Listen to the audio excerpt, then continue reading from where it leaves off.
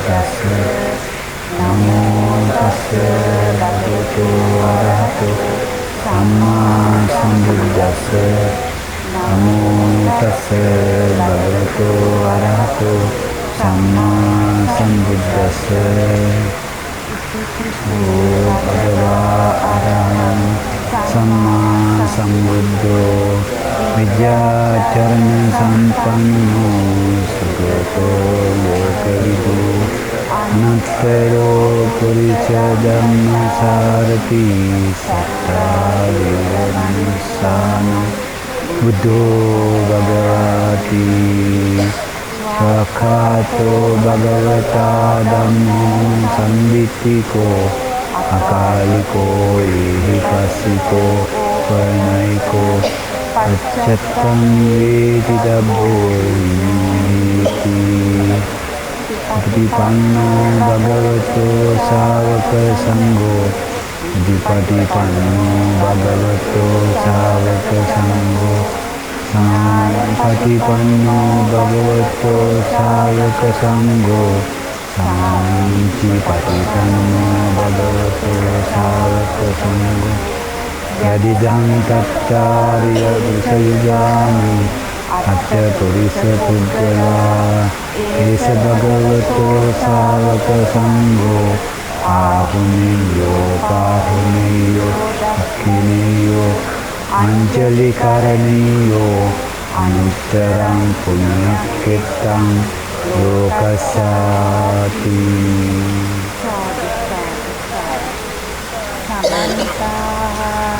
චක්ඛවාලේසු අත්ථා ගච්ඡන්තු දේවතා සද්දම්මං නිරාජස්ස නන්තු සබ්බමුක්ඛදං ධම්මස්සවන කාලෝ අයං බදන්තා ධම්මස්සවන කාලෝ අයං බදන්තා ධම්මස්සවන කාලෝ අයං බදන්තා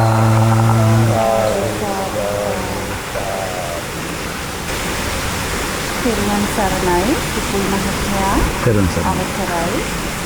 අද අපි එකතු වෙලා ඉන්නේ අපේ මාතෘ භූමියේ ප්‍රංශයේ විකසිත සියපත් කලන මිතුරු සංවිධානය මගින් ආරම්භ කළ සදහම් චාරිකාවේ 4 වෙනි වටේ වෙන අප නිකයින් එකක් කොළඹදී සිදු කළා. ඒ වගේම රුවන්වැලි සෑපින්දීමේදී අපේ පළවෙනි සාකච්ඡා වටය සිදු කළා. ඊයේ දිනේදී අපි සෝමාවතී පුද දිනේදී අපේ දෙවන සාකච්ඡා වටය සිදු කළා. අද තුන්වෙනි සාකච්ඡා වටය මහියංගන රජමහා විහාර භූමියේ සිට අපේ උපුල් ප්‍රනන්දු මහතා සමග අපි මේ සාකච්ඡා වටය ආරම්භ කරනවා. ඉතින් උපුල් මහත්මයා ඔබතුමාට අවසරයි. මම මුලින්ම ඔබතුමාගෙන් ඉල්ලා සිටිනවා අපේ මේ විකසිත සියපත් සදහම් මණ්ඩපයට මේ බුදුගුණ මේ දහම් පදයේ ඇතුළත් ගාථාර අපිට පැහැදිලි කර දෙන ලෙස සබ්බ පාපස්ස අකරණං කුසලස්ස උපසම්පදා සචිත්ත පරියෝදකණං ඒතං බුද්ධානි ශාසනං. ඉතින් සියලුම බුදුවරුන්ගේ එකම දේශනය මෙයනම් මෙහි අර්ථය අපට මෙහි අන්තර්ගතය නිවනට අපට ගෙන යන මාර්ගය සකස් වියටයි කියලා මම විශ්වාස කරනවා. උපුල් මහත්මයාට පුළුවන් නම් අපේ මේ දහම් මණ්ඩපය වෙනුවෙන් ඒ ගැන අපිට පැහැදිලි කර දෙන්න ඉතාමත් සරලව. සියලු දෙනාටම තෙරුවන් සරණයි. තෙරුවන් සරණයි චාමිනී අම්මා. ඔව් චාමිනී අම්මා මතු කරපු ඒ උතුම් බුද්ධ වචන කීපය තුල සියල්ල අන්තර්ගතයි කියලා කිව්වොත් නිවැරදි. ඇයි එහෙම කියන්නේ? එහි පළවෙනි පදේ තමයි සබ්බ පාපස්ස අකරණං. සියලු පාපයන්ගෙන් වෙන්වීම, මිදීම. කුසලස්ස උපසම්පදා. කුසල් වැඩි දියුණු කර ගැනීම. සචිත්ත පරියෝදපනං තම සිත දමනය කර ගැනීම ඒ සියලු බුදුවරුන්ගේ අනුශාසනාවයි ඒතං බුද්ධ අනුශාසන. කෙතරම් ගැඹුරු ඇතිද සියලු බුදුවරුන්ගේ මේ දේශනාව වන්නේ මේ කියන්නා වූ කරුණු හතර තුර යම්කිසි පුද්ගලෙක් පිහිටා සිටීම නම් එහෙනම් අපි හොයාගෙන ගියොත් යාමිනී අම්මා මෙතන තියෙනවා සබ්බ පාපස්ස අකරණ සීල පාප කියන ගොඩට සිත කය වචන කියන ద్వාරත්වයේ තුන්දොර අසුරු කරගෙන මේ ලෝක සත්වයා විවිධ පුණ්‍ය ක්‍රියා පාප ක්‍රියා වලට යොමු වීමක් පවතිනවා. හැබැයි මේකේ අපි මෙතන පාප ක්‍රියා හැටියට සලකන සියලුම දේ මේ සූත්‍රයේ මැද වාක්‍යය ගත්තොත් සචිත්ත පරියෝදපනං කියන මේ පාප ක්‍රියාවන් වලට මූලික හේතුව මේ සිතේ තියෙන දමනය නැතිකම. මේක සිත දමනයේ නැතිකම නිසා විය යුතුයි මේ පාප ක්‍රියාවලට සියලු පාප සබ්බ පාප සඳහා මාව යොමු වුනේ. එහෙනම් මට අවශ්‍යයි සිත දමනය කර ගැනීමට යම්කිසි දක්ෂතාවයක් කුසලතාවයක් ඒකට කිව්වා කුසලස්ස උපසම්පදා කියලා වෙන්න ඕන. අපි මේක දැන් සාකච්ඡා කරගෙන යනකොට ඒක පෙළ ගැස්සෙයි අවශ්‍ය කරන ආකාරය. මෙතනදී වැදගත්ම දේ වෙන්නේ කුසලස්ස උපසම්පදා කියන කොටස තමයි. කුමක්ද මේ කුසලය? මොකක්ද මේ කුසලයේ වර්ධනය කර ගැනීම? ඒ වර්ධනය කර ගැනීම තුළ තමයි මේ සිත දමනය වන්නේ කියන එක ඕනම කෙනෙකුට හරිම පැහැදිලි. එතකොට දැන් සියලු පාප කියන ක්‍රියාවලිය වලට අපිට මේකට ගන්න පුළුවන් යාමිනී අම්මා බුද්ධ දේශනාව ඉතින් උතුම් සූත්‍ර දේශනයක් මේ කුසලය පිළිබඳ විග්‍රහ වන. ඒ සූත්‍රය තමයි සම්මා දිට්ඨි සූත්‍රය. ඒ සම්මා දිට්ඨි සූත්‍රයේ තුල ඒක රහතුන් වහන්සේලා දෙනමක කරන යම් සාකච්ඡාවක්. මේ උන්වහන්සේලා මං හිතනවා අපි වගේ මේ කාමභෝගී ජීවිත ගත කරන්න පුද්ගලයන් හට මේ ධහම පහදලා දෙන්න සම්මා දිට්ඨියටපත් වෙන්න කරපු උතුම් දේශනයක්. මේ සූත්‍ර දේශ ඔය තියෙන කිනු වැකි හතර අවබෝධ කර ගැනීමට පෙර යාමිනී අම්මා අපි මේ කුසලය කුමක්ද කියලා අපි හඳුනා ගත යුතුයි. මොකද සමාජය කුසලයයි පිනයි යම් පැටලවා ගැනීමක් මෙතන තියෙනවා. ඒතර කුසලය පින බුදුන් වහන්සේගේ අවසාන රහතුන් වහන්සේගේ தත්ත්වය පුණ්‍ය පාප පහිනස්ස කියන වචනය නම් අපිට සාමාන්‍ය දැනුමකින් අපිට ගන්න පුළුවන් කුසලස්ස උපසම්පදා කියන්නේ පින් නොවන බව. යම් තැනක බුදුන් වහන්සේ විග්‍රහ කරනවා නම් පුණ්‍ය පාප පහිනස්ස සියල්ලම ප්‍රහාණය කළ යුතුයි කියලා. එහෙනම් කුසලස්ස උපසම්පදා යන්නේ තේරුම පින් රැස් කිරීම පාපයෙන් බැහැරව පින් රැස් කිරීම නොවන බව සාමාන්‍ය කෙනෙකුට අවබෝධ වෙනවා. ඒ නිසා අපි ඉස්සෙල්ලාම මේ සම්මා දිට්ඨි සූත්‍රය තුල අපි හොයාගමු කුමක්ද මේ කුසලස්ස උපසම්පදා කියන කුසල් යන්නේහි තේරුම. ඒ නිසා අපි සූත්‍රයක් ගමු යාමිනී අම්මා. ඒ සූත්‍රය තියෙන්නේ සූත්‍ර පිටකයේ පවතින සූත්‍රයක්. මේ තියෙන උතුම් සූත්‍ර දේශනයක්. මේක සම්මා දිට්ඨි සූත්‍රය. මෙදුම් සංඝේ මූල පරයය වගේ සම්මා දිට්ඨි සූත්‍රය පිළිබඳ අපි යම් කරුණු ටිකක් සූත්‍රයෙන් අරගමු. සූත්‍රේම කතා කරන්න ගියොත් විශාල කාලයක් ගත වෙනවා. මේක මේ සාරියපුත්ත මහරහතුන් වහන්සේත් අතර සිදුවුණු යම් සාකච්ඡාවක්.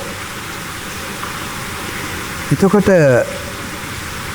මේ මෙන්න මේ සාරිපුත්ත ස්වාමීන් වහන්සේගෙන් මේ යම් කෙනෙක් ප්‍රශ්න කරනවා තව ස්වාමීන් වහන්සේ නම කොට්ටිත ස්වාමීන් වහන්සේත් සාරිපුත්ත ස්වාමීන් වහන්සේත් අතර සිදු වුණු සංවාදයක් මේක.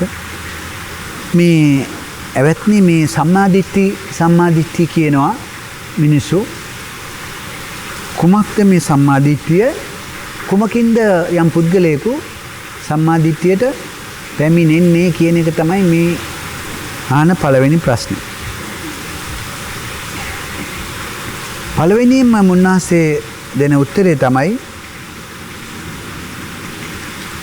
එවත්නි යම් කාලයක පටන් මේ ආර්ය ශ්‍රාවකයා හැබැයි මේ ආර්ය භූමියට ආර්ය ශ්‍රාවකෙක් ගැන මේ කතා කරන්නේ.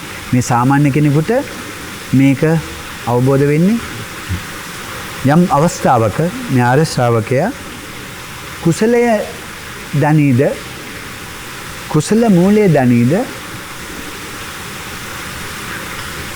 අකුසලයේ දනීද අකුසල මූලයේ දනීද මෙන්න මේ එපමණකින් මේ කුසලයත් කුසල මූලයත් අකුසලයත් අකුසල මූලයත් මූලය කියන්නේ ඒකට හේතුව ආරම්භය එහෙම නැත්නම් ගස ගත්තොත් ඒකේ මුල දනීද එන්නේ ඒ කරුණ වල ඔහු පැහැදෙනවා නම් ඒ ධර්මයේ ගුණ යම් කෙනෙක් පැහැදෙනවා නම් ඔහු නිර්වාණ මාර්ගයට පැමිණියා ඔහු සම්මා දිට්ඨිකයා කියලා කියනවා.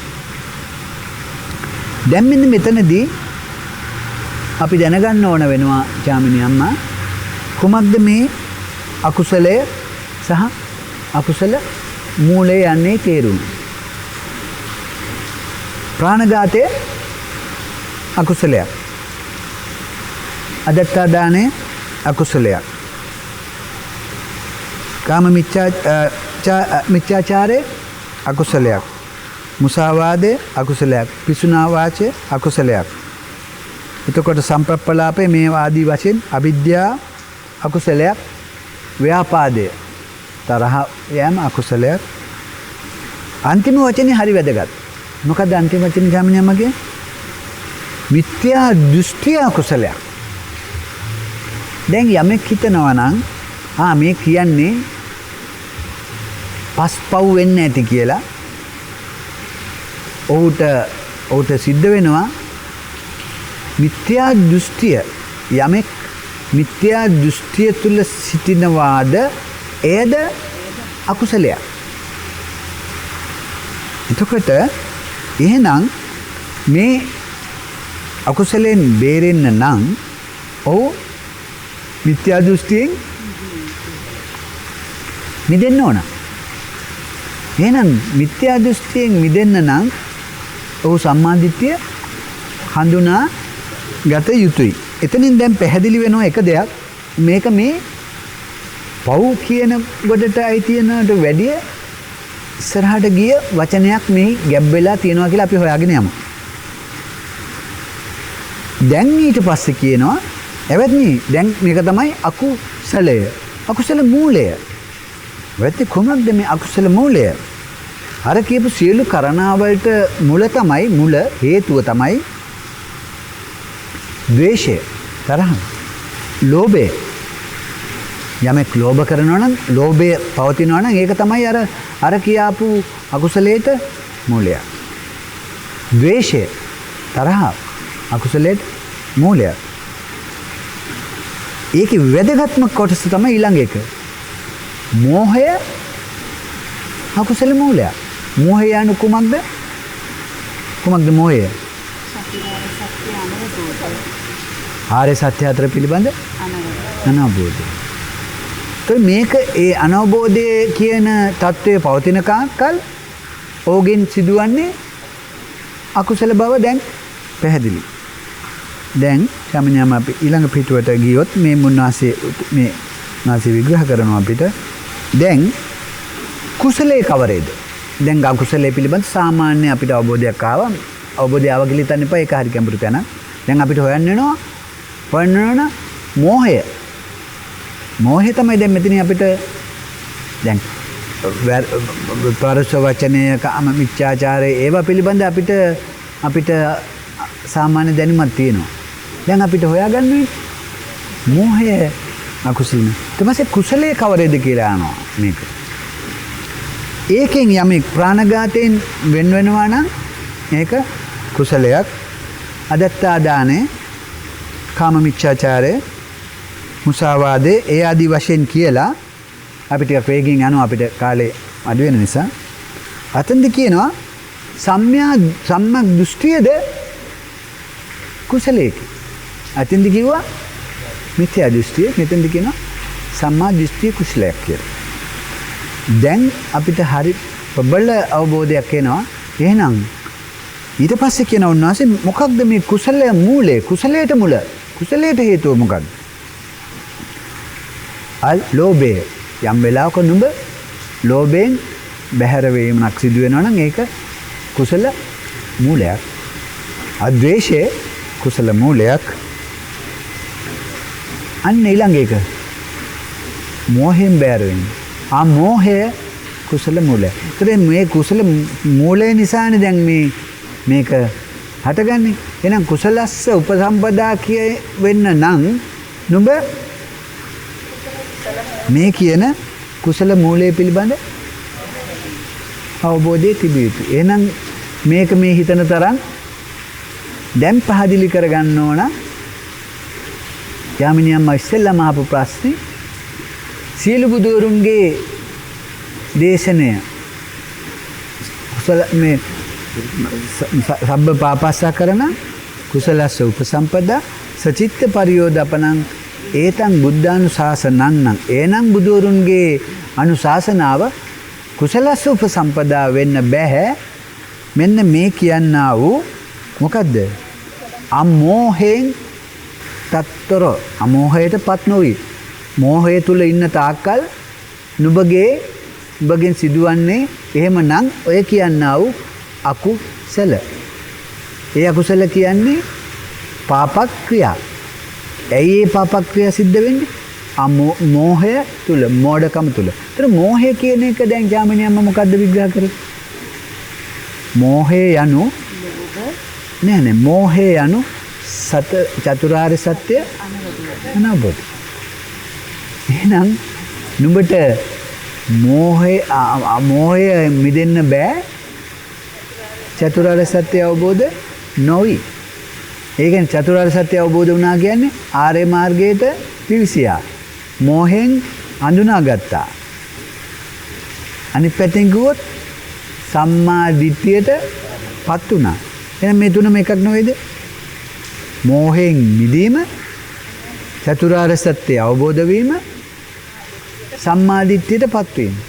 එහෙනම් දැන් සුදුසුකම් ලැබලා ඒතර දැන් උඹලා හිත පේනවාද?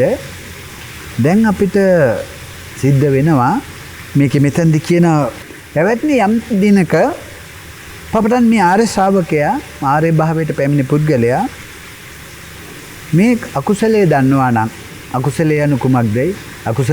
අකුසලයට පෙළඹුණේයි මෝහය තුල. අකුසලයේ දන්නවා නම් මේ අකුසල මූලය මොකද්ද? මෝහය. අකුසලයට හේතුව මෝහය. අර පාප ක්‍රියාවලට නැඹුරු වෙන්න හේතුව මෝහය. දනීද? කුසලය කියන්නේ ඒකෙන් මිදීම. කුසලය කියන්නේ පින් කිරීම නොවේ. අර කියන්නා වූ පාප ක්‍රියාවලින් බැහැර වීම, මිදීම. මෙන්න මේ කුසලයේ දනීද? බැහැර වෙන විදිය. කුසල මූලය කියන්නේ අමෝහය. අමෝහයට මාපත් වෙන්න කොහොමද කියලා දන්නවනම් අන්න හෙතෙම අන්න එයා සර්ව ප්‍රකාරයෙන්ම රාගානුසය දුරුකොට. දැන් නුඹලා අපේ මේ විකසිත සියපත් ස්කන්ධයම දන්නවා රාගානුසය කොහෙද තිබුණේ කියලා. රාගය, ද්වේෂය කොහේ හරි තැනක අපේ තැම්පත් වෙලා තිබුණා. කොහෙද? අතීත ආශ්‍රව තුල. ඒතකොට දැන් නුඹලාට පේනවා මේ වචන තුනේ ගැඹුර හොයාගෙන යනකොට අපි බුදුදහමේ තියෙන අති ප්‍රබල අර කියන්නා වූ මර්මස්ථාන ස්පර්ශ කළ යුතුයි.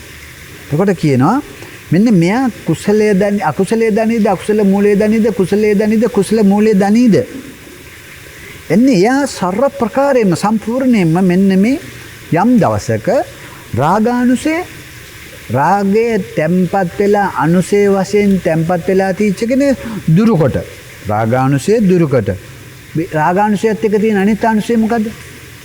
පටිඝය. රාගය කියන්නේ ලෝභයට මුල්ලුණු රාගය තමයි ලෝභය. අනිත් එක ද්වේෂයට පටිඝය. පටිඝානුසය දුරුකොට මම යන මානය දුරු කරනවා. දැන් මේක දුරු කරනකොට මේක දුරු කරන පුද්ගලයාගේ මම කියන හැඟීම දුරු වෙනවද නැද්ද? මම යන හැඟීමෙන් බැහැරව අවිද්‍යාව දුරලා විද්‍යාව උපදවා බලන්නකො. යාමිනම් දැන් මේ සම්මා දිට්ඨියට පත් වෙන පුද්ගලයාට සිදුවෙන කාර්යය එයා රාගානුසය තැම්පත් වෙලා තියෙන දුරු කරනවා. පටිඝානුසය නැති කරනවා. නැති කළා මම කියන හැඟීම බැහැර වෙලා එයා විද්‍යාව උපදවා මේ ළඟම මෑත ආත්මයේ තුලදීම මෙන්න මේ දුක් කෙලවර කරන්නේ වේ. දුක් කෙලවර කරනවා කියන්නේ මොකද්ද? දුක කෙලවර වෙන්නේ කොහෙන්ද? නිවන් මාර්ගයෙන්. නිවන් සෝරණය තුල තමයි දුක කෙලවර වෙන්නේ.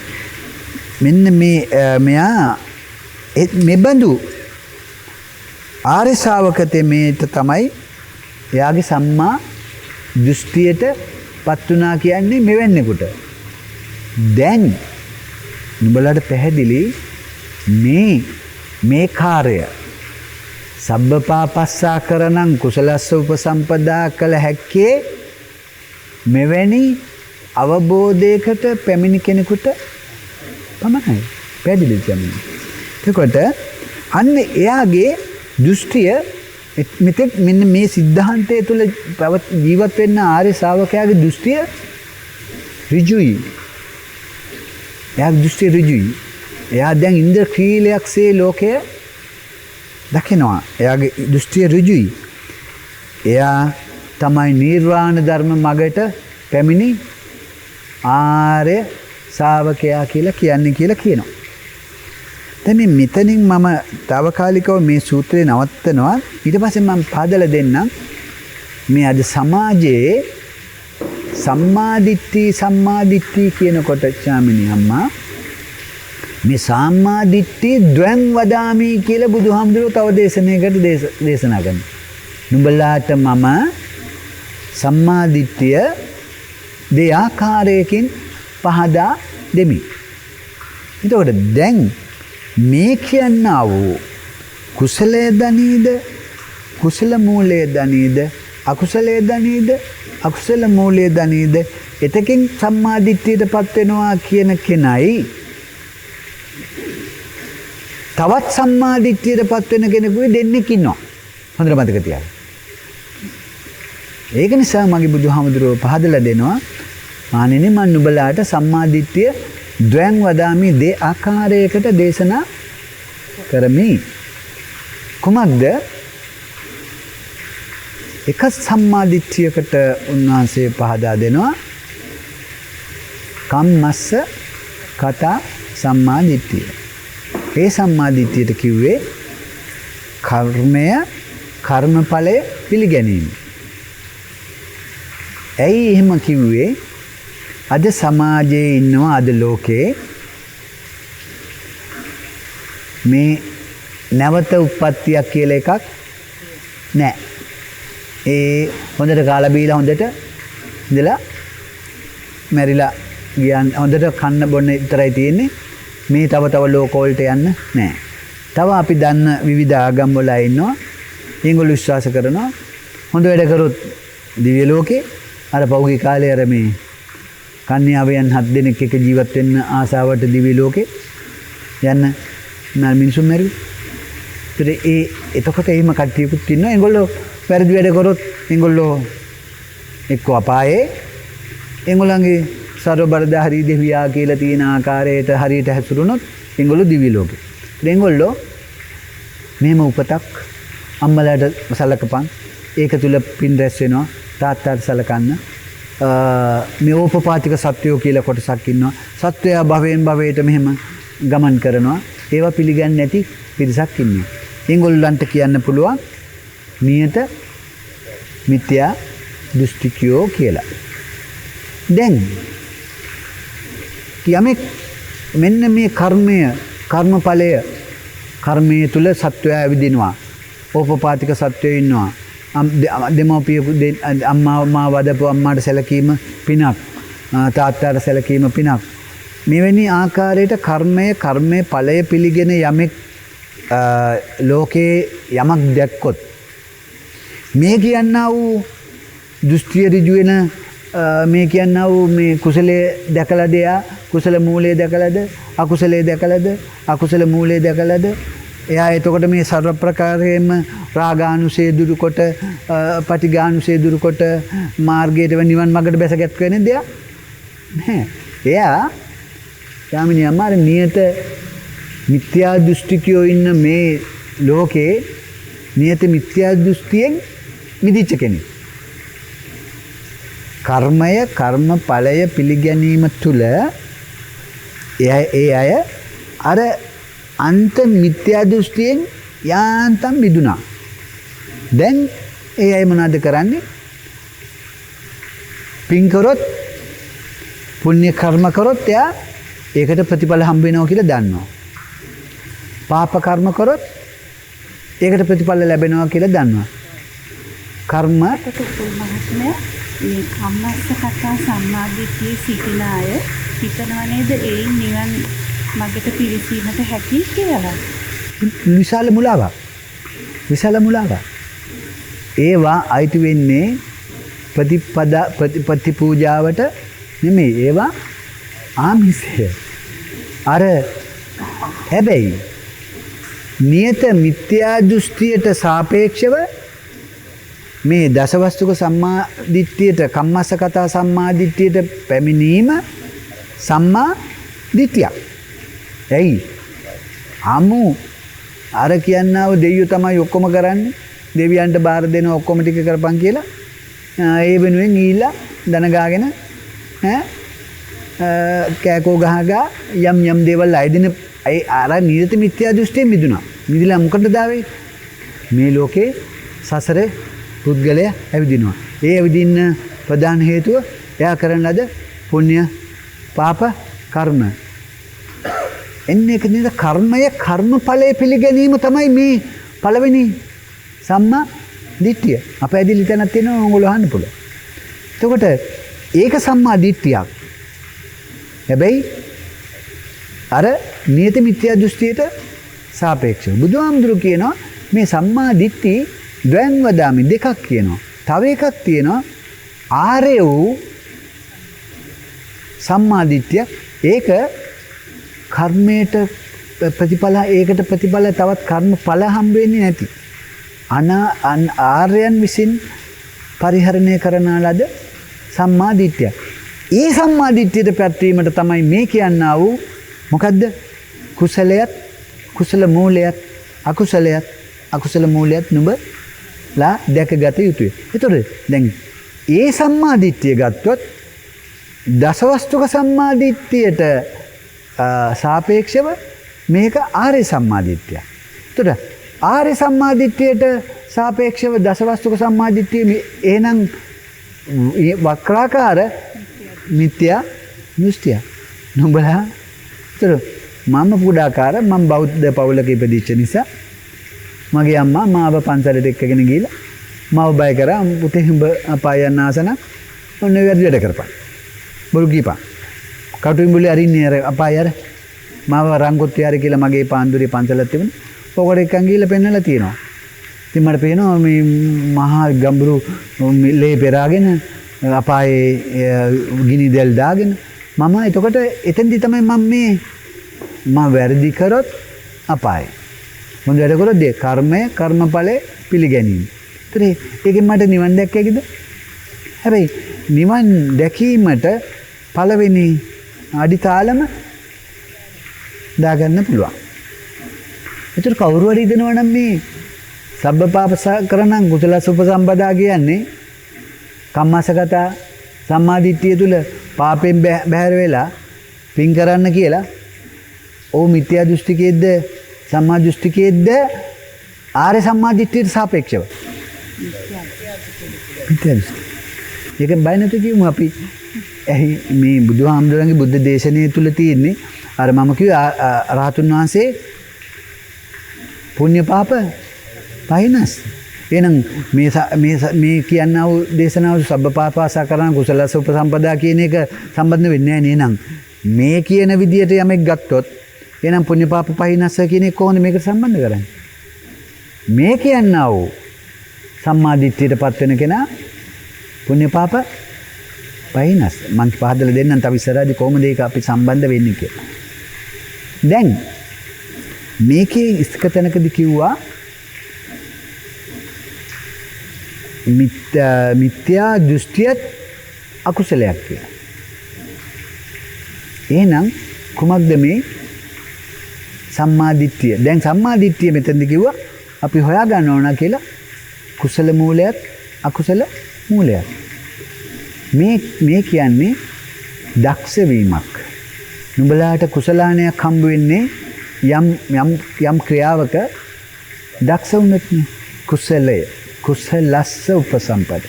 මේ කුසලස්ස උපසම්පදා වෙන්න නම් නුඹ පැහැදිලිවම මේ කියන්නා වූ මූල මේ ක්‍රියා දෙකට මම අකුසලයට අදක්ෂ වීමට මුල් හේතුව සොයාගෙන යා යුතුයි. එහෙම නේද? එතකොට දැන් ඒක හොයාගෙන යනකොට අපිව සචිත්ත පරියෝදපණන්නේ අකුසලයට කුසලය වර්ධනය කරගන්න සිත දමනය කරගන්න කියලානේ කියන්නේ. එහෙනම් මේකේ තේරුම වක්‍රා බැලුවොත් එහෙනම් මම අකුසලයට ගොදුරු උනේ සිත දමනය නොකරගත් නිසායි. පැහැදිලි නේද? එහෙනම් දැන් සිත දමනය කරගන්නකොට තමයි මම කුසලයේ දකින්නේ. සිතේ දැන් අකුසලය සිදු වෙලා තියෙන්නේ මගේ සිතේ දමනය නැති නිසා. දැන් චාමනියම්මට පැහැදිලිද අපි රුවන්වැලි සත්‍යරාජානන් වහන්සේ ඉදිරියේදී කළ සාකච්ඡාවත් ඒ වගේම සෝමාවතී පුදබිමේදී කළ සාකච්ඡාවෙත් අපි වැදගත් කරුණු කීපයක් ඉස්මතු කළා මේ ප්‍රපංචයක් පිළිබඳ.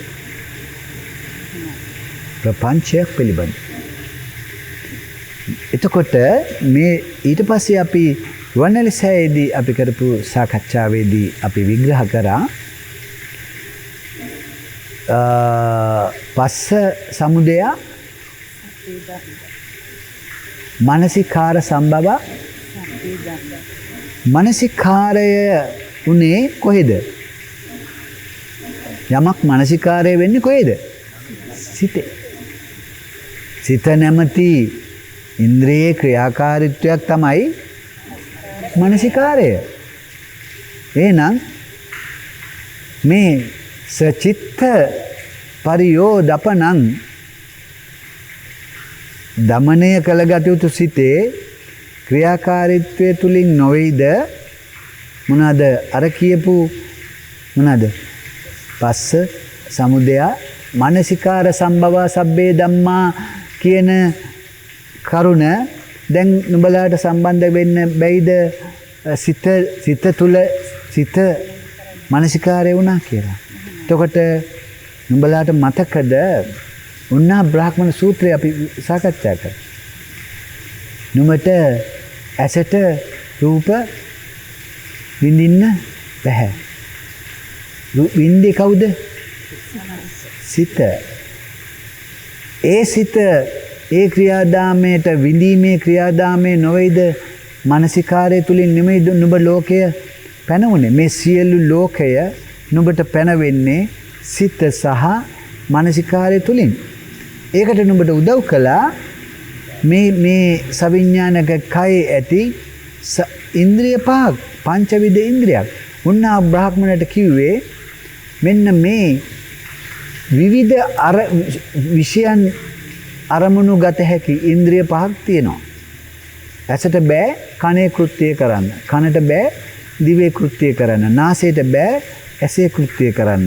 ශරීරයේ පහසට බෑ අර කෘත්‍ය. මෙන්න මේ පංචවිධ ඉන්ද්‍රිය මෙන්න මේ සිත නැමැති සිතේ එක්වීමත් සමගම එයා අරමුණු කරා යොමු වෙනවා. නේද? එතකොට ඒක නේද බුදුහාමුදුරුවෝ කිව්වේ මහා හත්තිපදෝපම සූත්‍රය තුලින් නුඹට ඉන්ද්‍රියක් තිබුණු ඵලියටවත් අපි කියමු ඇස කියලා. ඇස තිබුණු ඵලියටවත් බාහිර රූප කතරම් තිබුණත් නුඹගේ මානසිකාරයේ ඒන්ම නිපන් යොමු වීම නැති තාක්කල් නුඹට විඥාන භාගයගේ පහළ වීමක්. එතකොට බලන්න ඒක සම්බන්ධ මේ සිත නැමැති ඉන්ද්‍රිය උන්නා බ්‍රාහ්මණ සූත්‍රයේ කියපු ආකාරයට අදාළ ඉන්ද්‍රියත් සමග අර කියනා වූ මානසිකාර ක්‍රියාවලියේ යෙදෙන තාක්කල් මෙන්න මේ ඉන්ද්‍රිය පහසක් උඹට ලබන්න බෑ කියලා උන්නා බ්‍රාහ්මණයට කිව්වා. මාතිබදම සූත්‍රයේ කිව්වා මානසිකාරයක් නැති තැන විඥානයක්. ඊට පස්සේ ဒုတိ ය අසුතවන්ත සූත්‍රයේ කිව්වා යමෙකු සිතයයිද මනසයයිද විඥානයයිද මෙන්න මේ ක්‍රියාදාමයේ පිළිබඳ යමෙක් කලකිරෙනවා නම් ඔහු තමයි ආර්ය ශ්‍රාවකයා කියලා. දැන් මේ ඔක්කොම එකිනෙකට සම්බන්ධව ගැලපෙන්නේ නැද්ද? එතකොට එහෙනම් මේ සච්චිත්ත පරියෝදපණං කියන එක සුළුපටුවෙන් නුඹට ගන්න පුළුවන්ද? එතකොට සචිත්ත පරියෝදපණං කියන එක පින්පව් කියලා මුලින් කියපු වචන දෙක සබ්බපාපසකරණං පව් කුසල සම්පදා පින් සචිත්ත පරියෝදපණං කියන්නේ භාවනාව කියලා හිතුවා. දැන් මේ කියන සිත නේද මාව සියල්ලටම යොමු කරලා තියෙන්නේ. මේ සිතේ කියනා වූ මේ සිත කරන්නා වූ මානසිකාරයේ නොවේද මට දැන් නුඹලා පහදලා දෙන්න ඕන. අපි අර කරපු රුවන්වැලිසෑය කරපු සාකච්ඡාවන මම කිව්වා රූප සංඥාවක් නුඹට හම්බ වෙනවා. ඒකට කිව්වේ සතර මහා භූත ඇසුරු කරගෙන මේ ඉන්ද්‍රිය අරමුණු විශේෂ විඳින වෙලාවේ තමයි අර පටිග සම්පස්සේ නුඹට ලැබුණේ. මේ පටිග සම්පස්සේට පෙරපසු නොමැතිව සහජාතව නුඹ පනවා ගත්තා අදිවචන සම්පස්සයක්. ඒතර පටිග සම්පස්සේ අදිවචන සම්පස්සයයි වෙන විදිහකට විග්‍රහ කරොත් යමිනි අම්මා. නාම රූප ක්‍රියාවලියක් ආරම්භ කරා. ඒතර නාම රූප ක්‍රියාවලියේ නාම ධර්මයේ තුල පැවතුණා මොකද්ද? විඳීමක්, හඳුනා ගැනීමක්, චේතනාවක්. අපේ මදුපිණ්ඩික සූත්‍රයේට අරගෙන ගියොත් විතක්කයක්, විචාරයක්, ප්‍රපංචයක්. මේ සියල්ලම සිද්ධ වුණේ මේ කියනා වූ සිතත් මනසත් තුලින්ද නැද්ද? දැන් පැහැදිලිද නුඹලාට සචිත්ත පරියෝදපණං කියන එක කියන දමනය මෙන්න මේ කියන නාම ධර්මයේ තුල නේද මේ දමනය සිදුවිය යුත්තේ? පැහැදිලිද? යමෙක් සිතේයිද මනසේයිද විඥානයේයිද හඳුනාගෙන එහි කලකිරෙනවා නම් ඔහු එතකින් ඔහුගේ ආර්ය ශ්‍රාවකයෙක් කියලා කියනවා ဒုတိ ය අසුතවන්ත සූත්‍රය. සම්මා දිට්ඨි සූත්‍රය කියනවා යමෙකු කුසලයේ දනීද කුසල මූලයේ දනීද අකුසලයේ දනීද අකුසල මූලයේ දනීද එතකින්ම ඔහු අර කියනවා රාගානුසය, පටිඝානුසය, අවිද්‍යානුසය ඔක්කොම දුරු කළා යා සම්මා දිට්ඨියටපත් වෙනවා. දැන් අර සූත්‍රේ මේ අපේ මදුපිණ්ඩික සූත්‍රයේ කියන උන්වහන්සේ මේ පුද්ගලයාව මෙහෙවනවා ප්‍රපංචයට මෙහෙවන්නේ පුද්ගලයාව අර කියන ස්පර්ශය, වේදනාව, චේතනාව, විතක්කය, විචාරය, ප්‍රපංච සංඥා සංකාවෝ. දැන් ප්‍රපංචයේ පුද්ගලයාව මේ වෙන ප්‍රපංචය කියන එකේ සරල විග්‍රහය ගත්තොත් ප්‍රපංචය යනු අර කියන මානසිකාරය නොවේද? ප්‍රපංචයේ සිද්ධ වුණේ චාමනියම්මක් වේද? සිත මානසිකාරය තුල. එතකොට දැන් සිතත් මානසිකාරය තුල ගොඩ නැගුණු මේ ප්‍රපංචය හඳුනා නොගන්නා තාක්කල් ඒ ප්‍රපංචයේ විසින් ප්‍රපංච සංඥා සංකා සමුදාචරಂತಿ. එයාව මෙහෙවනවා. කොහොමද මෙහෙවන්නේ? ලෝභයෙන්, ද්වේෂයෙන්, මෝහය තුල. මෝහය කියන වචනේ ඇත්තටම කතා කරන්න අරග. ඇයි? එයා යමෙක් ලෝභයෙන් මෙහෙවනවා නම්, ද්වේෂයෙන් මෙහෙවනවා නම් ප්‍රපංචයෙන් දැන් මෙහෙවන්නේ. එහෙනම් එයා මෝහය තුල නෙවෙයිද? එහෙනම් ලෝභ මෝහ, ද්වේෂ මෝහ. ඒක නිකන් අර කටපාඩම් කරගෙන ගිරව දාලා කියන වගේ මේ තුන කියන්න එපා. යම් තැනක ලෝභය පවතිනවා නම් මෝහය තුල. යම් තැනක ද්වේෂය පවතිනවා නම් මෝහය තුල. මෝහය ගැලවෙන්න දවසට තමයි ලෝභයත් ගැලවෙන්නේ, ද්වේෂයත් ගැලවෙන්නේ. ඒතර දැන් හොඳට පැහැදිලි ලෝකේ සමුදේ වෙන සෑම මොහොතකදීම ඒ ලෝක සමුදය තුළ තියෙන ජාමනියම්ම නාම රූප සමුදයක්. ඒ නාම රූප සමුදේ අපි අභ්‍යන්තරයට ගිලා ඇතුල් බහිනකොට එතන තියෙන්නේ නාම කායකත් රූප කායකත් පනවා ගැනීම ද්විත්වයක්. ඒ පනවා ගැනීම ද්විත්වය තුලම තියෙන්නේ කවුද පණුවේ? මනස. මේ සිතේ මානසිකාර සම්බවා සබ්බේදම්. මානසිකාරය කරන්න මොකක්ද මට කාගේ මෙහෙවීමෙන්ද මේ මානසිකාරය සිද්ධ වුනේ? සිතේ මෙහෙවීම.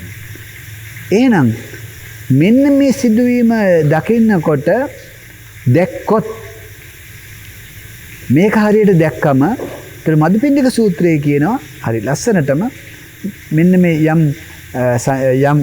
පස්සපච්චය වේදනා යම් වේදේති තං සංජානාති තං විතක්කේති තං ප්‍රපංචේති ප්‍රපංච අතීත අනාගත වර්තමාන චක්කු විඤ්ඤේසු රූපේසු මම ඇස ගැන කියන්නේ ප්‍රපංච සංඥා සංකාවෝ.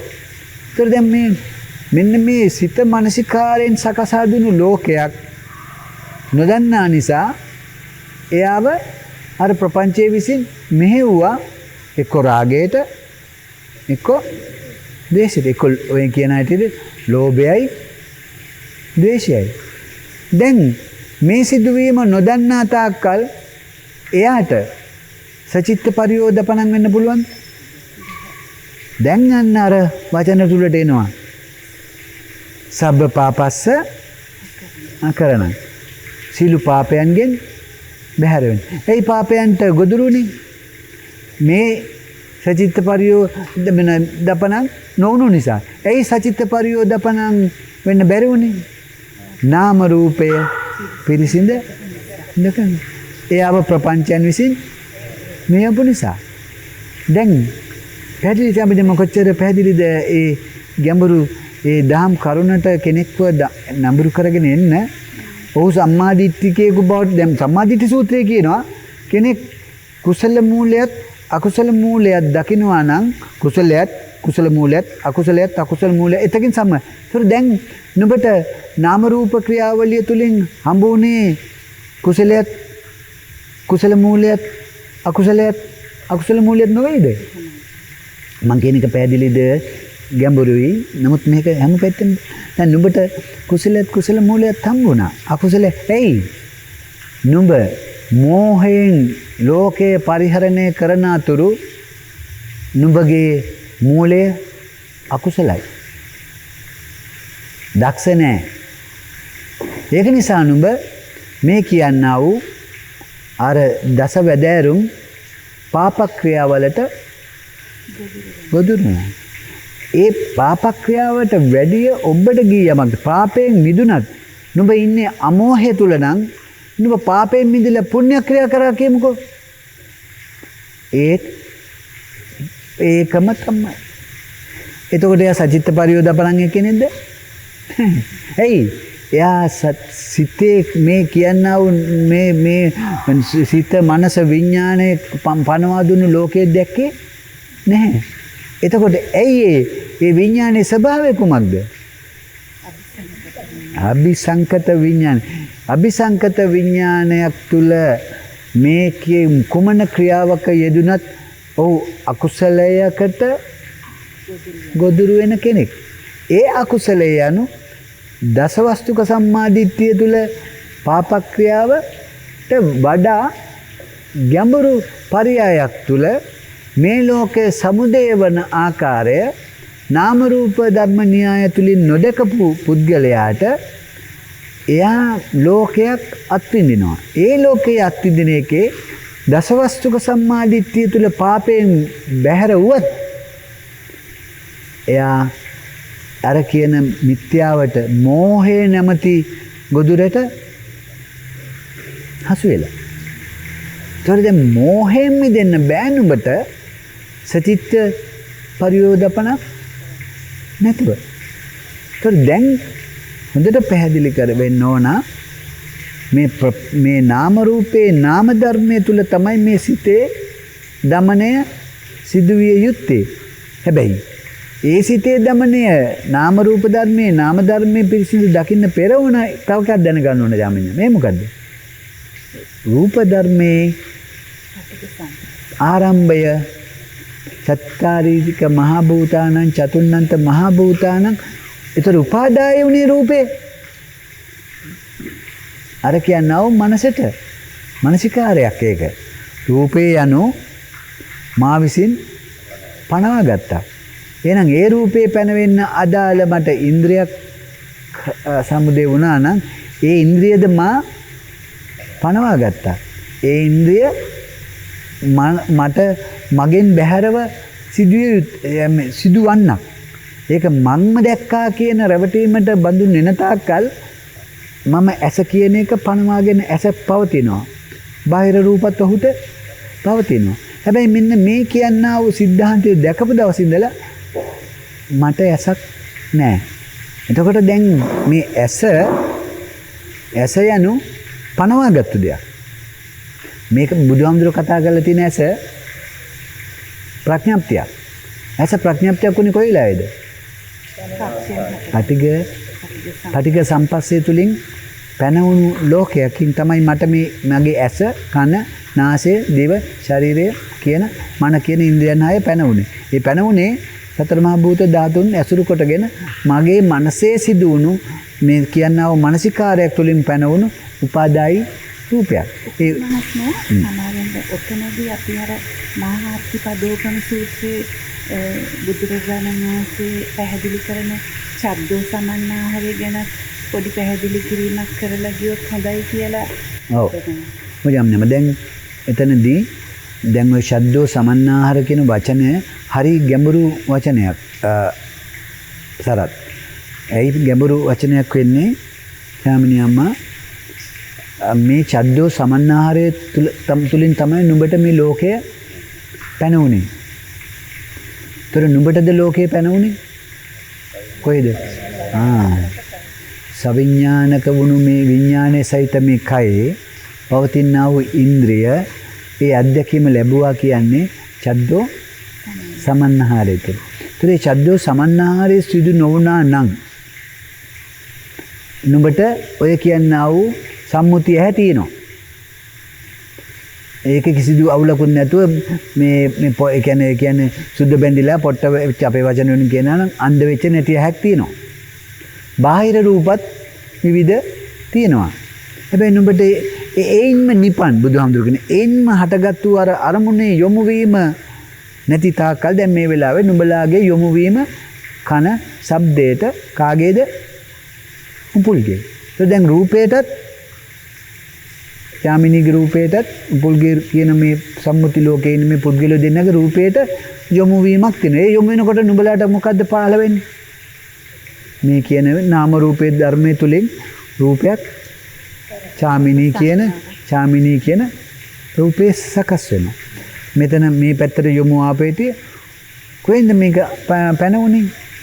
නාම රූප ධර්ම දෙක තුල. එතකොට මේ චද්දෝ මේ මහා අතිපදෝපම සූත්‍රයේ යාමිනියම්මයි විග්‍රහ කරන්නේ මෙන්න මේ චද්දෝ සමන්නාහාරයෙන් නැමැතිනම් නුඹට විඥාන භාගයගේ ඒතර විඥාන භාගය කියන්නේ මොකද්ද? චක්කෝ සෝත විඥානයක පහළවීමක් නෑ කියන එක මේ කියන්නේ. ඒතර විඥානයක් පහළ වෙනවා කියන්නේ ලෝකයක් සමුදේ වුණා අදාළ ඉන්ද්‍රියෙන්. ඒතර ඒ ඉන්ද්‍රියෙන් සමුදේ වුණු ලෝකය නුඹ සමුදේ වෙච්ච විදිය නුඹට හම්බ වෙන්නේ නැහැ කවදාකවත්. නාම රූප ක්‍රියාවලිය පිරිසිඳ නොදකින තාක්කල්. ඒක නොදකින තාක්කල් නුඹ මට ඇහක් තියෙනවා. ඇස ඇති කල්ලි රූප ඇති කල්ලි චක්කු විඥානය ඇති කල්ලි ඒ පැනවෙන අභ්‍යන්තරික ස්පර්ශය සත්‍යයක් ලෙස විද්‍යාමාන කරගන්නවා කියලා අර සූත්‍රය කියනවා. පැහැදිලිද කොච්චර ලස්සනද? එතකොට නුඹට මෙහෙම දෙයක් තියෙනවා යාමිනියම. දැන් ඒ පැනවීමෙන් බැහැරව නුඹට ওই සවිඥානිකය පවත්ත හැකිද? නෑ. මේකයි පවතින තාක්කල් නුඹගේ චද්දෝ සමන්නාරය තුල තමයි නුඹ ලෝකේ අත්විඳින්නේ. ඒක කාටවත් තහනම් කරලා නැති කරන්න බෑ. චද්දෝ සමන්නාහරයෙන් බැහැරව නුඹට මේ සවිඥානිකය යම් දවසක බින්දිලා මිය ඇදෙන අතුරු චද්දෝ සමන්නාහරය පවතිනවා. මේ චද්දෝ සමන්නාහරය තුල පැනවුණු ලෝකේ නුඹ දැක්කොත් ඒක දැන් මදුබින්දක සූත්‍රයේ කියන ආකාරයට විද්‍යාමාන කරගන්නේ. එසේ විද්‍යාමාන නොවන විට නුඹට මට ඇසක් නැහැ. චක්කුම් අසති. බාහිර රූපේ මට පේනව නෙමෙයි. අසති. චක්කු විඥානේ අසති. අසති කියන්නේ දැන් මේ නැහැ කියන එකද? ඇස් බාහිරය නැද්ද? බාහිර රූප නැද්ද? නෑ. ඒ බාහිර ඇසත් අභ්‍යන්තර ඇසත් බාහිර රූපයත් මං අවුල් කරගෙන පනවාගත්තු නාම රූප ලෝකය තුලින් මේ විඥානයක් පහළ වෙනකොට විඥානේ පිළිබිඹ වෙනකොට නාම රූපය ඔව්වර සම්පූර්ණ සිද්ධාන්තය ඔව් දකින නිසා ඔව් ඒ ක්‍රියාවලියම ඔග්දේ මට පේන ලෝකයක් හැටියට රැවටීමෙන් බැහැර කරනවා. ඒකට උන්වහන්සේ කිව්වා විද්‍යාමාන නොවේ කියලා. විද්‍යාමාන වෙන්නේ කාටද? අර මෝහය තුල ඉන්න අසුතවත් පෘථග්ජනයා. මෙයාට විද්‍යාමාන වෙන්නේ නැහැ. ඒක නිසා බුදුහාමුදුරුවෝ කිව්වා එහෙම විද්‍යාමාන නොවන වෙලාවට නුඹගේ ඇස බැහැර. ඇස් චක්කුන් අසති. රූපය අසති. චක්කු විඥානය අසති. රසපඤ්ඤප්තිය පඤ්ඤපෙසති इति මේතං තාන විජ්ජති කියලා කිව්වා. දැන් යාමිනියම්මලාට මෙතන ඉන්න පිරිසට පැහැදිලි නේද? කතරම් ගැඹුරු පරියායක්ද අර කියන්නා වූ සචිත්ත පරියෝදපණං කියන වචනය තුල තියෙන්නේ.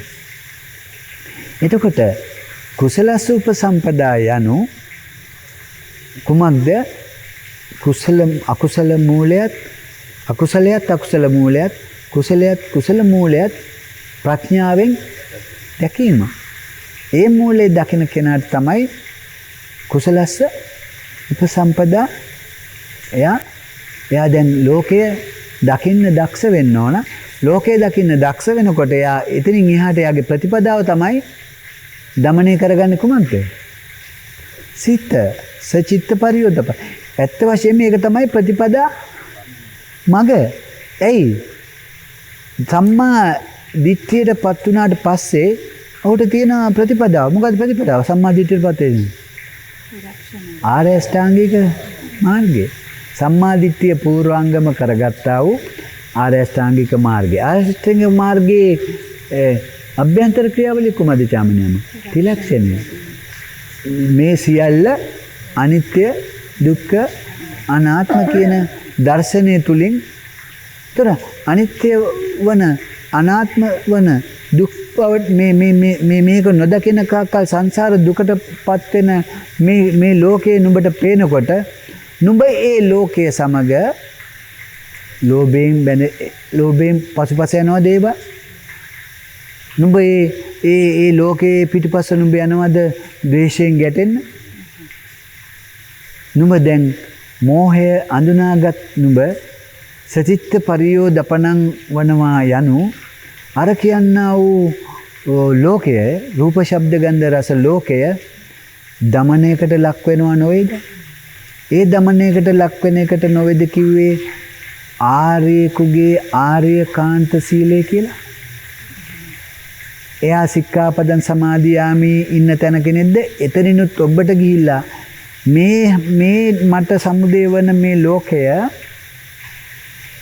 අනිත්‍ය වූ මොහොතක් පාසා හටගෙන ඒ මොහොතේම නිරුද්ධ වී යන සිත මනස විසින් පනවා දුන්නා වූ ලෝකයක් කියලා ඔහු දකින්නේ නැද්ද? සමිනියම.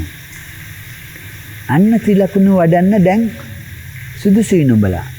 හැබැයි තිලකුණු වඩන්න නුඹලා සුදුසුුනේ සම්මා දිට්ඨියට පත් වුණු නිසා.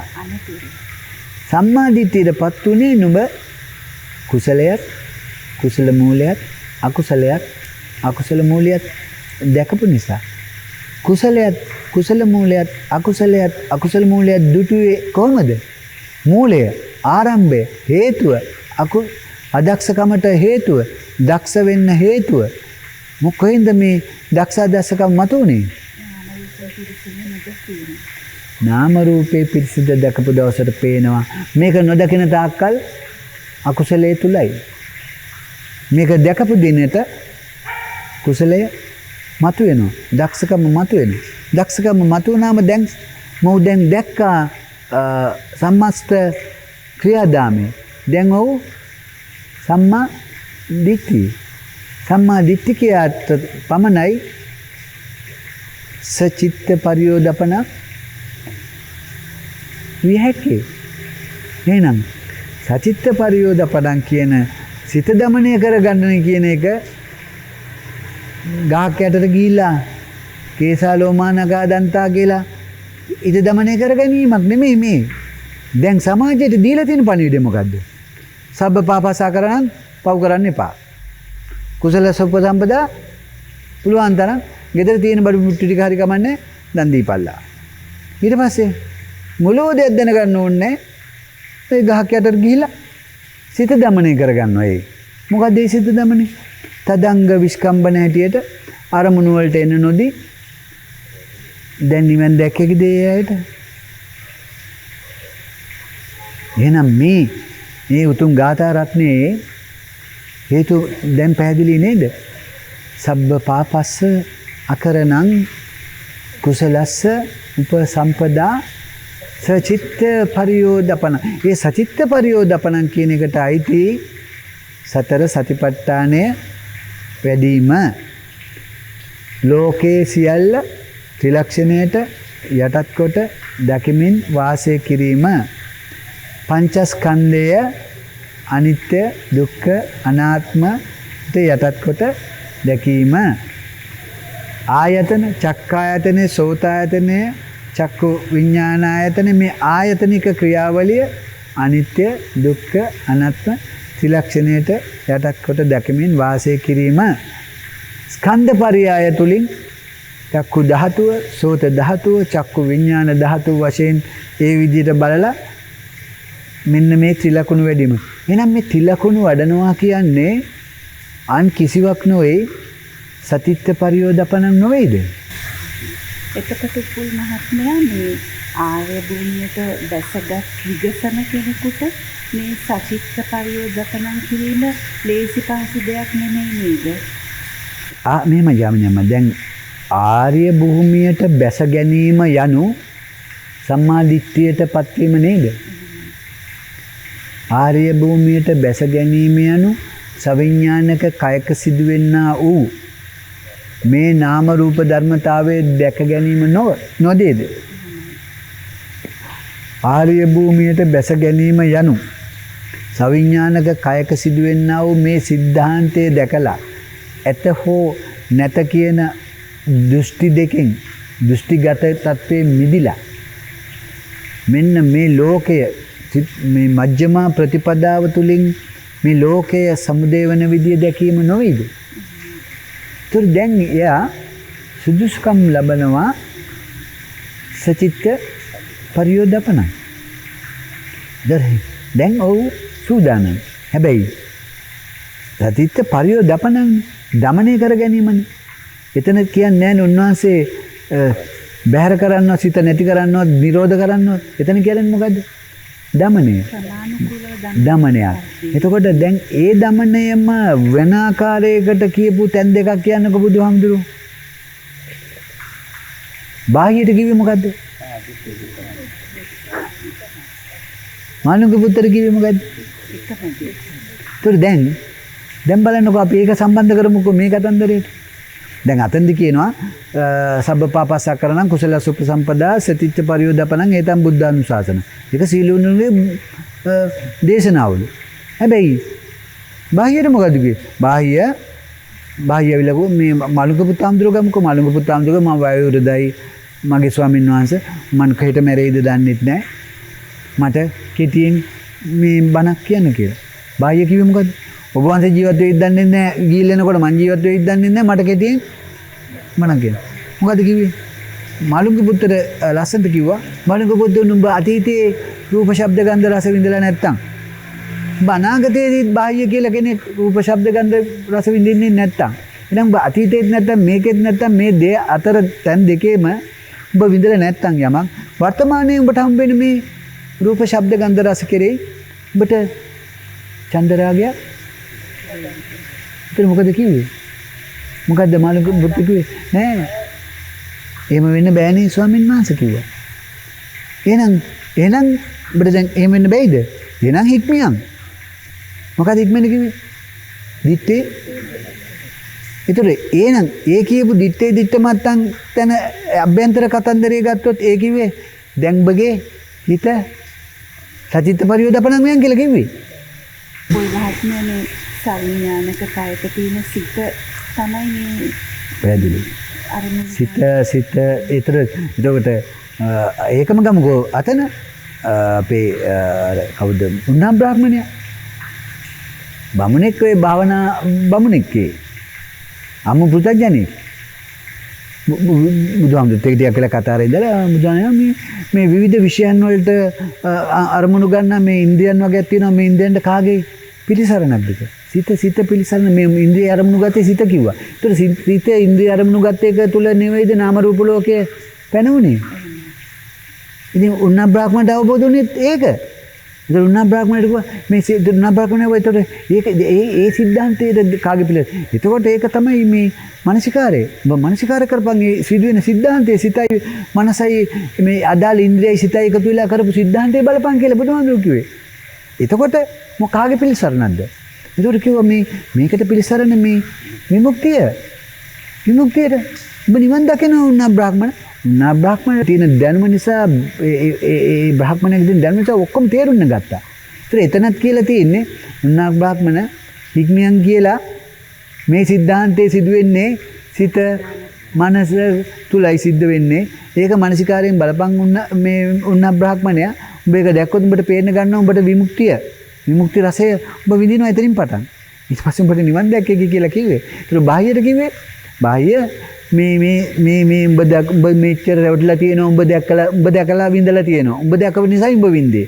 උඹ දැක්කේ නැත්තම් උඹ දකින්නේ නැත්තම් එතකොට ඒක සම්බන්ධ වෙන්නේ නැද්ද අර කියන මදුපිණ්ඩික සූත්‍රයේට? ඇස ඇතිකල්ලි තමයි ඒ පුද්ගලයෙක් විඳින්නේ. මට ඇසක් තියෙන තාක්කල් මම බාහිර ලෝකයක් විඳිනවා. සිත දමනයක් සචිත්ත පරියෝදපණක් නැහැ. යම් දවසක මගේ ඇස යනු පනවා ගැනීමක් කියලා මා දුටුවොත් එතෙන් පටන් මම විඳිනවද? බාහියට මාළුක පුත්‍රට කිව්වේ ඒකයි. බාතීතේ රූප ශබ්ද ගන්ධ රස විඳලා නැත්තම් අනාගතයේදී උඹට රූප ශබ්ද ගන්ධ විසර හම්බ වෙන්නේ නැත්තම් වර්තමානයේ මේ හම්බ වෙන්නා වූ රූප ශබ්ද ගන්ධ රස කෙරෙහි උඹට චන්දරාගයක් හටගනීද මාළුංග පුත්ත? නෑ ස්වාමීනි. එහෙනම් මාළුංග පුත්ත දිත්තේ එහෙනම් මේ උඹ අතීතේ ඉඳලත් නෑ අනාගතේ උඹ කියලා කෙනෙක් ඉන්නේ නෑ. න හිද්ද න හුරං න උබේ මන්ත්‍රේ මේ තැන් දෙකේම බාහිය ඉඳලා නෑ මාළුංග පුත්තේ ඉඳලත් නෑ. උපුල් ඉඳලත් නෑ. එහෙනම් මේ වර්තමානයේ උඹට හම්බෙන රූප, ශබ්ද, ගන්ධ, රස හම්බෙන්නේ කොහමද? රූප හම්බ වෙනවා දිට්ඨ. දිත්තේ දිට්ඨ. දිට්ඨ සුත කියන්නේ කැහෙන එක. මුත කියන්නේ දැනෙන එක. විඥාණයෙන් හඳුනා ගන්නවා. ඒතර දිට්ඨ සුත මුතේ තුල උඹ ඒක දැකීම මාත්‍රයකට සීමා කරපන්. ආයි රැවටෙන්න එපා. සචිත්ත පරියෝදපණං. මේ સિદ્ધාන්තය කරේ ඔබගේ සවිඥානික කය තිබුණු හිත මනස විඥානය විසින් මේ කරලා දුන්න මේ මායාව දැකලා ඒ මායාවෙන් වහාම බැහැර වෙයන්ලා කියන එක තමයි මේ බුද්ධ පණිවිඩය. නේද? ඒක නොවේද? පැහැදිලි. එතකොට මෙන්න මේ ක්‍රියාවලිය නුඹ විනිවිද නොදකින තාක්කල් නුඹටවත් මටවත් සිත දමනය කරගන්න සතිත්ත පරියෝදපණං වෙන්න නම් බෑ. ඒක නිසා ඒ උතුම් බුද්ධ වචනේ හැල්ලුවට ලක් කරන්න එපා. තුට්ටු දෙකේ පල්ලෙහා තැනට දාන්න එපා. පව් කරන්නේ නැතුව පින් කරලා මෙලෝ සතරක් දන්නේ නැති මෝඩ අසුත පුතග්ජනෙක් හැටියට ගිහිල්ලා භාවනා කරන්න එපා. කේසා ලෝමා නකා දන්තා කියලා උඹලා භාවනය කරනවා නම් නුඹලා නූගත් අශ්‍රිතවත් පුතග්ජනෙක්. කොයිද කියන්නේ? තුතිය නමත් සූත්‍රයේ අසුතවන්ත.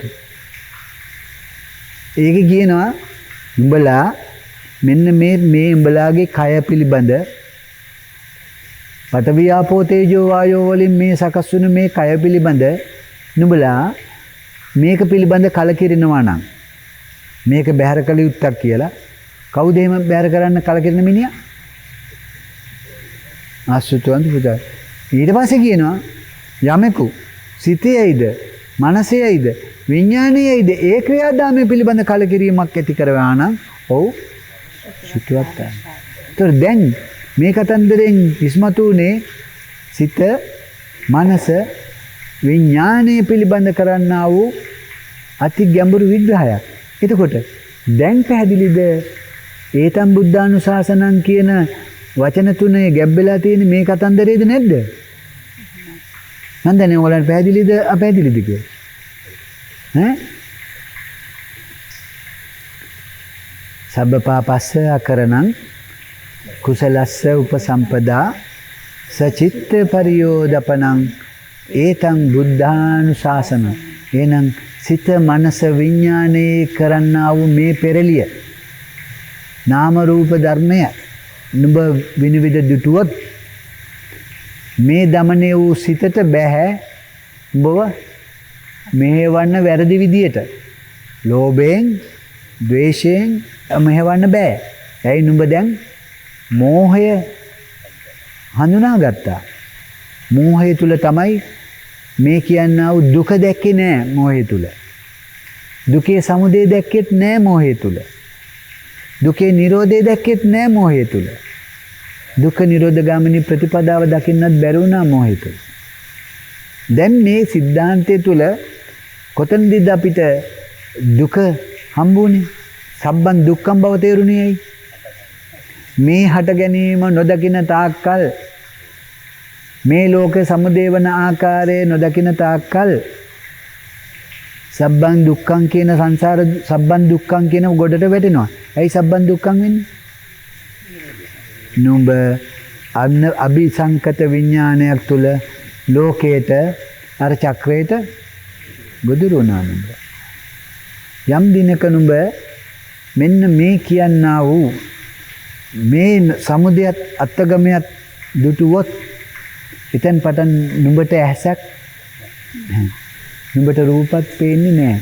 හැබැයි නුඹ සම්මුතියේ ඒවා දකිනවා.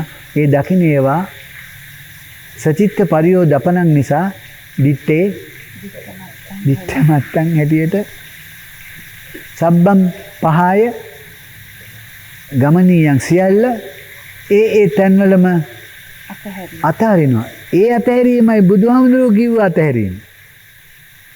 ලෝභයෙන් බැඳෙන්නේ නැතුව අතහරිනවා.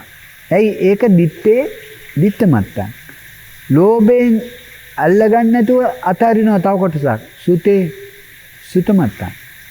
ලෝභයෙන් අල්ලගන්න නැතුව අතහරිනවා. මුත මත්තන්. ඒක තමයි එහෙම අතහරින්න පුළුවන්ද? සිතේ දමනයකට ගොදුරු කරන්නේ නැතුව. බලන්න. සචිත්ත පරියෝදපණක් නැතුව එහෙම කරන්න බෑ. ඔක්කොම රැවටිලා. ඔක්කොම සිතට රැවටිලා. සිතට වහලෙක් වෙලා. සිතට වහලෙක් වෙලා නැද්ද නුඹලා? ඇයි සිතට වහලෙක් උනේ? මේ සිද්ධාන්තය දකින්න නැති. ඇයි සිතට වහලා උනේ? වහලා කරේ කොතනද? ප්‍රපංචය. ප්‍රපංච සංඥා සංකාවෝ ප්‍රපංචයේ උඹව මැඩලනවා කියලා කියන්නේ. මැඩලනවා, මෙහෙවනවා. ඇයි මැඩලුවේ? ඒ සිද්ධාන්තය තුල ප්‍රපංචයේ ගොඩනැගිච්ච අවිද්‍යාවගත ස්වභාවය දැකේ. ඉතින් ඒක නිසා මම විශ්වාස කරනවා උංගොල්ලෝ මේ දහම් කරුණ යම් ගැඹුරුයි. ඒතර දැන් අඩු ගන්න මේ ඉන්න පිරිසවත් යාමිනී අම්මා ඔය අපේ විකසිත සියපත් එකේ ඉන්න පිටරටවල වල ඉන්න අය මේ උතුම් බුද්ධ වචනයෙන් විග්‍රහ කරා වූ අද අපි සාකච්ඡාව ආරම්භ කරපු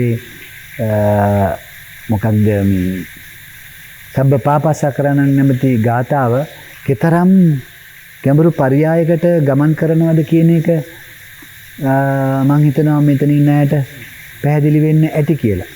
එතකොට ඒ වගේම සම්මාදිට්ඨි කියලා කියනවා.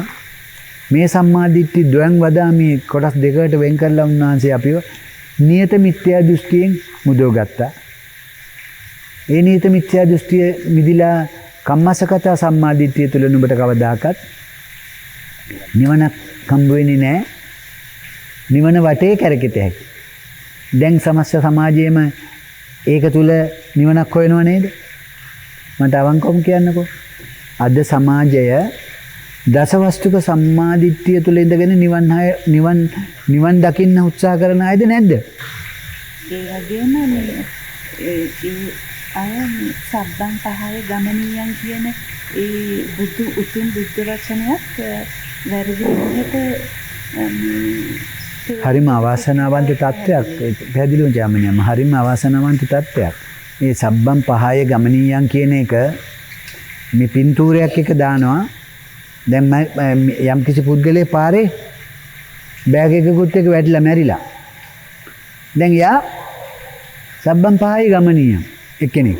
ඇයි? එයාගේ නෝන මාත්‍යයි, ගෙදර ළමයි ටිකයි, බඩුමුට්ටු ටිකයි, කායාන වාහන ඔක්කොම ටික දාලා එයා දැන් ගිහිල්ලා. ඒක තමයි ඒගොල්ලෝ දකින්න සබ්බන් පහේ ගමනිය. බුදුහාමුදුරුවෝ සබ්බන් පහේ ගමනියන් කිව්වේ මේ මොහොතක් පාසා සමුදේවන්නා වූ මේ ලෝකය සියල්ල නුඹ අත්හැරිය යුතුයි. සියල්ල අත්හළ යුතුයි. ඒ කිව්වේ මේ නුඹට හම්බෙලා තියෙන නුඹගේ පෙර වාසනාවට හම්බෙලා තියෙන මේ ගෙවල් දොරවල් මේවා අත්හැරින්නේ ඒව කොහොමත් අත්හැරලා යන්න බෑ. ඒ ආවිසි වුණාට පස්සේ ඒක අත්හැරලා යන්න බුදුහාමුදුරුවෝ කියන්නේ නැද්ද? බුදුහාමුදුරුවෝ කිව්වේ බුදුහාමුදුරුවෝ කිව්වේ මේ උඹගේ බඹයක් පමණ ශරීරය තුල සමුදේවන්නා වූ ලෝකය මොහොතක් පාසා හටගෙන නිරෝධ වන ධර්මතාවයක් බැවින් මේවා සියල්ල නුඹ අත්හළ යුතුයි. මොකෙන්ද අත්හරින්නේ? ලෝභයෙන්, ද්වේෂයෙන්. ලෝභයයි ද්වේෂයයි ප්‍රහාණය කර නුඹට මේවා කිසිවක් කෙරෙහි කවදාකවත් ඇල්ලීමක් ගැටීමක් නැහැ. එතකොට නුඹ මිය දෙන්නේ සියල්ල අත්හැරලා. ඒ අත්හරින්නේ එතෙන්දි නෙමෙයි. එයා අත්හරින්නේ ජීවත් වෙලා ඉඳද්දි. මලාට පස්සේ අත්හරින එක මොන ගොන් කතාද? මෝඩ කතාද? මේ උතුම් ගැඹුරු දහමට ඒව ගලපන්න පුළුවන්ද? ඒතර මේ අහිංසක අම්මලා සාදු සාදුලු අර බිම වැටලා ඉන්න මිනිහා සබ්බන් පහේ ගමනියන් කිව්වා. ඉතින් මේක අපි මේක මේ අසරණ මිනිසුන්ට උතුම් බුද්ධ වචනේ පහදලා දෙනවා. ඒ ක්‍රියාව තමයි චාමඤ්ඤා මම මේ මොහොතේ අපි මේ කරගෙන යන්න උත්සාහ කරන්නේ. නමුත් ඒක නුඹත් මමත් හිතන තරම් පහසු නැහැ. ඒකට හේතුව මේ දැන් අද අපි කතා කරපු මේ පැය කමාර තුල අපි කතා කරනකොට අපි අපේ මතයක් ඉදිරිපත් කරේ නැහැ සරත්. අපි අපේ සිංහල භාෂාවෙන් යමක් විග්‍රහ කළා නුඹලාට. ඒ විග්‍රහ කළේ අර උතුම් සූත්‍ර දේශනා තුල. ඒකව මගේ තථාගතයන් වහන්සේ සාරාංශකීය කල්පලක්ෂයක් පෙරම් පුරලා මේ සීල ලෝක සත්‍යයව සංසාරයෙන් මුදවා ගැනීමට ඔවුන් මේ දකින විඥාන මායාකාරී ස්වභාවය පහදා දෙන්න අපිට උත්සාහ කරනකොට විවිධ ආකාරයට මේ විඥානයෙන් පිළිඹු වෙනා වූ ලෝකයේ ඇති මායාකාරී ස්වභාවය මේ මතු කරේ නුඹට. ඒ මායාකාරී ස්වභාවයට හේතුව විඥාණයට ප්‍රත්‍ය වූ නාම රූපයයි. ඒ නාම රූපය තුල මේ ගොඩ නැගුණු මමත්වය ගොඩ නැගුවේ සිතත් මානසිකාරයත් තුලින්. ඒක නිසා බුදුහාමුදුරුවෝ කිව්වා මානසිකාර සම්භව. ඒ මානසිකාරයට ගොදුරු වෙන්න හේතු උනේ අර කියන ස්පර්ශය. මොන ස්පර්ශයේද? මේ ස්පර්ශ ද්විත්ව ස්පර්ශ ක්‍රියාවලියන් තුල සහජාතව හටගත්තා වූ මේ ද්විත්ව ස්පර්ශ ක්‍රියාවලිය තුලින් නාම රූප ලෝකයක් පැනවුණා. ඒකේ පැනවීම ස්වභාවය නුඹ නොදකින තාක්කල් නුඹ හිතුවා මම ලෝකයක් අත්දකින්නවා කියලා.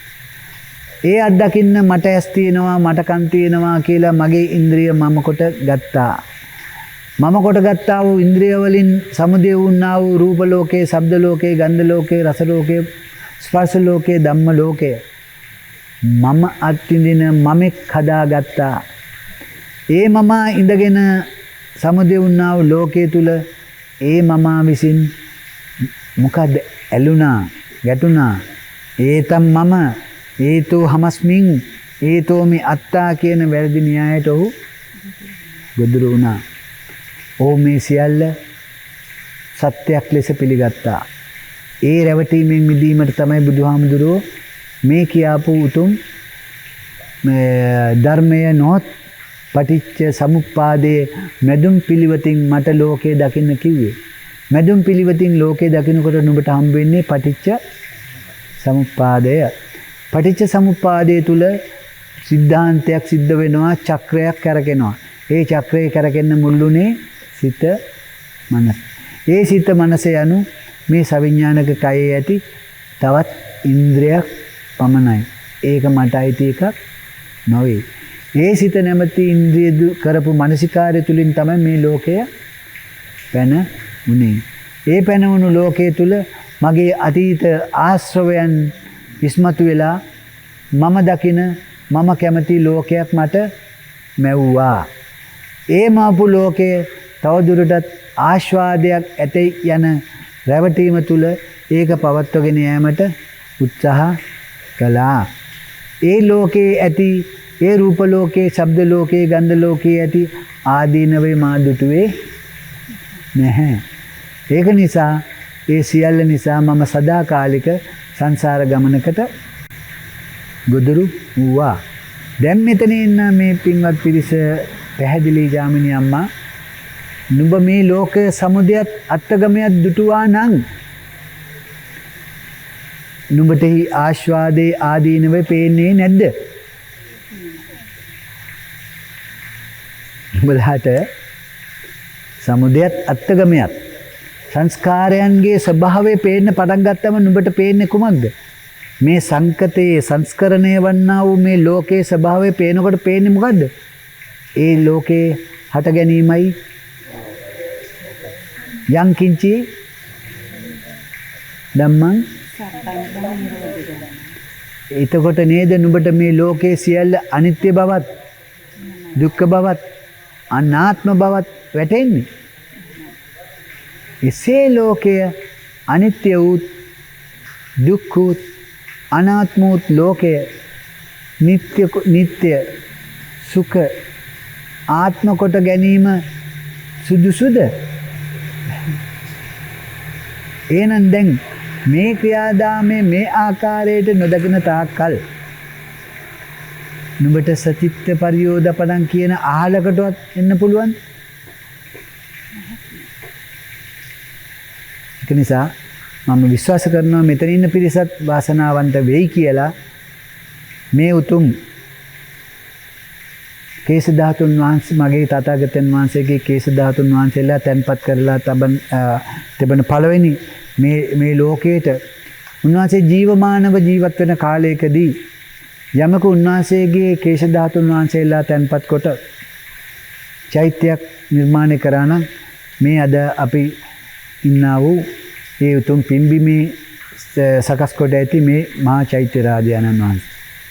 ඒ උන්වහන්සේ මේ ශ්‍රී ලංකා භූමියේ මම හිතන්නේ වැඩිම උන්වහන්සේගේ ධාතුන් වහන්සේලා තැන්පත් වෙලා ඇති මේ උතුම් භූමියේ අපි දැන් මේ තුන්වෙනි දවසේ අපේගේ මේ තැනක සිට මේ සද්ධර්මයේ මේ විශ්වයේ ධර්මතාවය උන්වහන්සේ පහදා දුන්න ආකාරයට සමාජගත කිරීමට උත්සාහ කරන්නා වූ අද චාමිනී අම්මා විග්‍රහ කරපු ඒ සබ්බපාසප්පස කරණං කුසලස් උපසම්පදා සතිත්ත පරියෝදපණං ඒතම් බුද්ධාන ශාසනං යන බුද්ධ වචනේ මම විශ්වාස කරනවා චාමිනී අම්මා යමක් වෙනදාට වැඩිය ග්‍රහණය වෙන්න ඇතයි කියා. ඒක නිසා අපි සියලු දෙනාටම මේ භවයේදීම මෙන්න මේ සචිත්ත පරියෝදපණං කියන පරියාය තුල දමණය වෙමින් සිත දමණය කර ගනිමින් ක්‍රමානුකූලව මෙන්න මේ කියන්නා වූ සතර සතිපට්ඨානයේ නැමැති ඒකායන මගට පිවිස ඒ ධම්මගේ අවසානයේ දක්වා ගමන් කිරීමට හේතු වාසනා වේවා කියලා මා ප්‍රාර්ථනා කරමු. සියලු දෙනාටම තෙරුවන් සරණයි. අපේ මහත්මයා අද දවසේ අපේ මේ විකසිත සියපත් දහම් මණ්ඩපයේ මෙවර අප සිදු කරන මහියංගන සෑබූනියේදී සිදු කළා වූ මේ උතුම් පටිච්චසමුප්පාද ධර්මයේ තුලින් අපිට පැහැදිලි කර දුන් මේ ධර්ම දේශනා තුලින් ජනිත වූ සියලුම කුසලානිසංස ඔබතුමාට මේ භව ගමන නිමා කර ගැනීමට මේ භවයේදීම හේතු වාසනා වේවා කියලා নমස්කාර පූර්වකව මේ හැමෝම වෙනුවෙන් මම ප්‍රාර්ථනා කරනවා. තෙරුවන් සරණයි උතුම් මහත්මයා. තෙරුවන් සරණයි චාමිනී අම්මා සියලු දෙනාටම මේ වගේම මේ විකසිත සියපත් සමාජිකයන් සියලු දෙනාටම මේ ගැඹුරු දහම් පරයය ගැඹුරින් ගැඹුරට විතක්ක ਵਿਚාරය තුලින්ම අවබෝධ කර ගැනීමට හේතු වාසනා වේවා කියලා මම නැවතත් ප්‍රාර්ථනා කරනවා. සාදු සාදු සාදු.